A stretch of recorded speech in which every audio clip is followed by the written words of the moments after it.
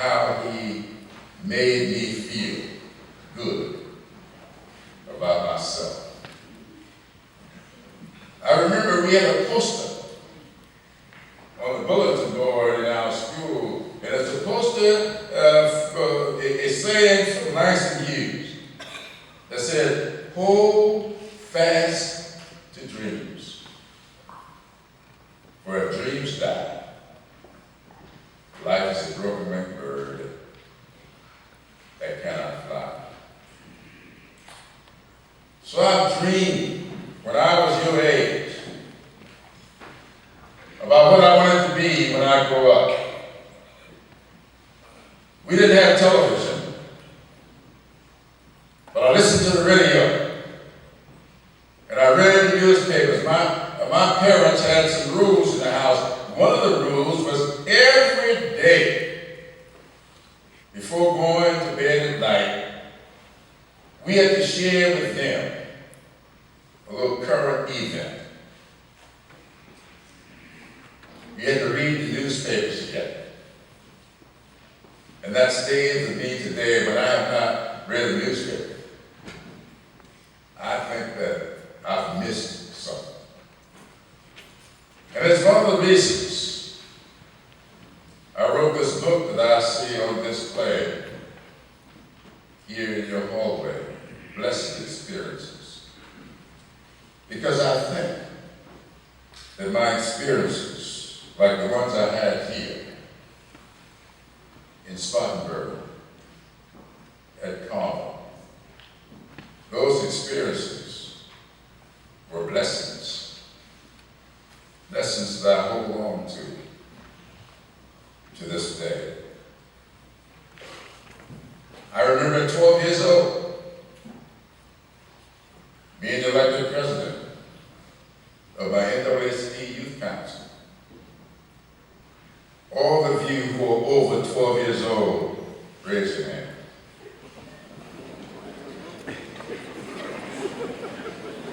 Okay.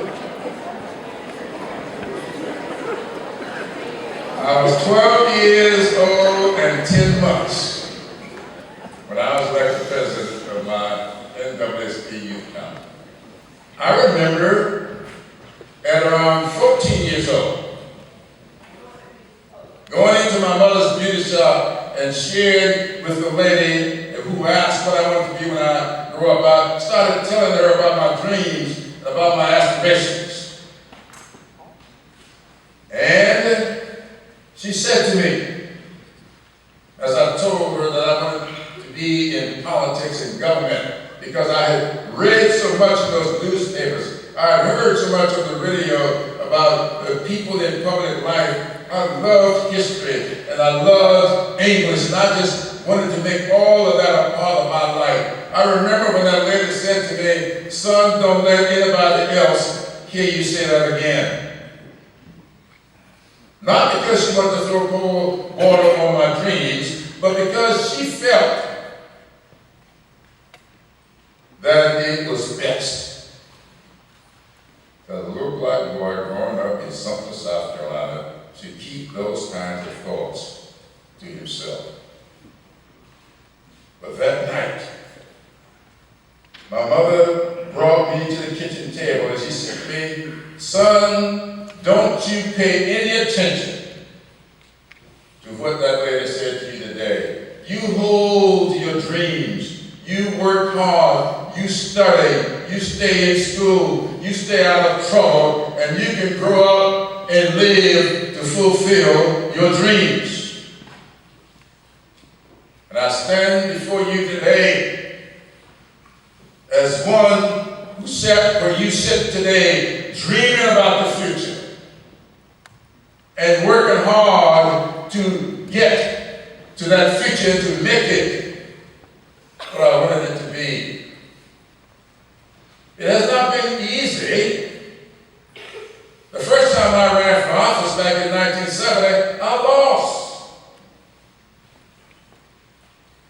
The second time I ran for office back in 1978, I lost. The third time I ran for office in 1986, I lost.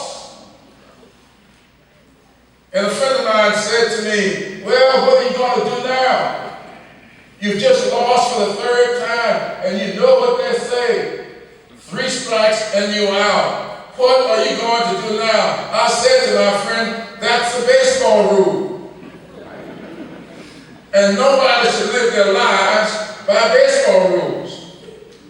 And so I say to you today, don't you let anybody throw cold water on your dreams. Stay in school, study hard, stay out of trouble. You can grow up and fulfill those dreams. And if you lose the first time around, or the second time around, or the third time around, think about it. If I quit after losing the third time, I never would become the number 3 guy in the United States House of Representatives.